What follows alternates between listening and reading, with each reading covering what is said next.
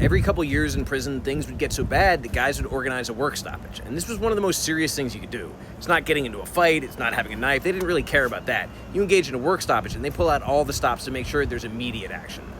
The kitchen supervisor at the first prison where I was widely known, even by the staff, to be horrible. There were long periods of time she wouldn't give out any detergent for the dishwasher. They were just supposed to run it through hot water and hope it'd be clean.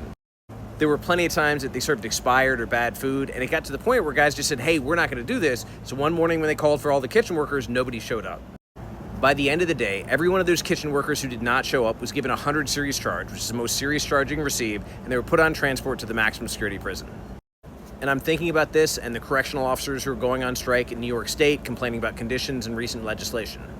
And I don't believe that anyone, whether they're incarcerated or where they work at a prison, should have to work in unsafe or abusive situations, but it happens all the time on both sides of the fence.